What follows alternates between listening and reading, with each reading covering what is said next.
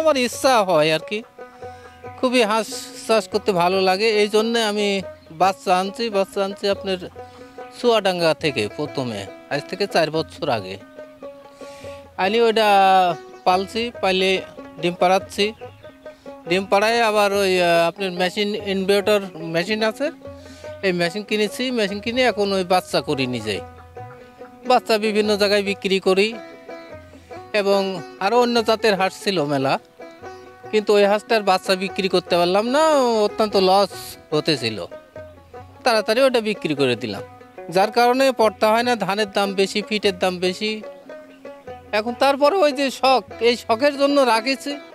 বাচ্চা করে বিভিন্ন সংস্থার মাধ্যমে যায় অবশ্য আমার এই বাচ্চা, মাংসের জন্য এটা প্রযোজ্য।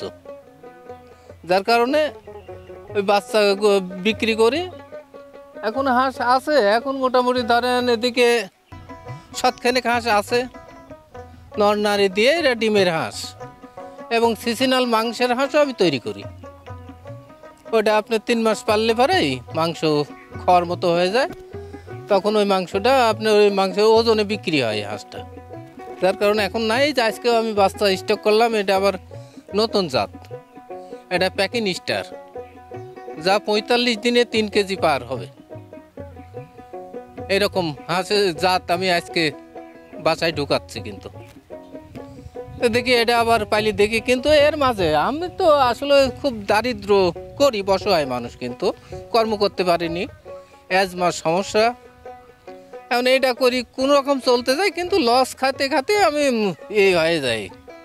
আমার এখন কোনো কুল নাই, কোনো কর্মও নাই, এক ছাড়তেও পারছি না, ধরতেও পারছি না। এরকম একটা বিপজ্জনক অবস্থানে আমি আছি। আজ 5 বছর চলছে, তো বাচ্চা করছে 4 বছর। সরকারিভাবে আমার তো কোনো দিন কিছু কেউ দেয়নি। অনেকেই আসে, ওই ছবি করিলি যায়, ঠিকানা লিখিলি যায়, কিন্তু কই আমার পর্যন্ত কেউ পৌঁছায় নাই। এখন কী করবো, সরকার যদি আমাদের দিকে হয়তো একটু নজর দিলে পারে, আমার মতো এই চাষিগুলো কিন্তু এই চাষটা করতে পারতো। তাছাড়া তো সম্ভব না। আমি গরিব মানুষ, কিভাবে কতদিন লস খাতে খাতে টিকবো। ও জাত আপনার 4 রকম জাতের হাঁস পালিছি।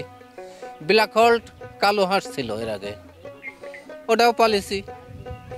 তারপরে খাকি ক্যাম্পবেল পালিছি, বেলজিয়াম, প্যাকিং স্টার, এই 4টা জাতি আমি পালিছি। হ্যাঁ হ্যাঁ, এটা সহজ, কিন্তু বুঝলে পারে অত্যন্ত সহজ, মুরগির থেকেও হাঁসে সহজ। হ্যাঁ, যারা বোঝে তারা কিন্তু পারে, আর যারা না বুঝলে তো হবে না, সব কিছু বুঝতে হবে।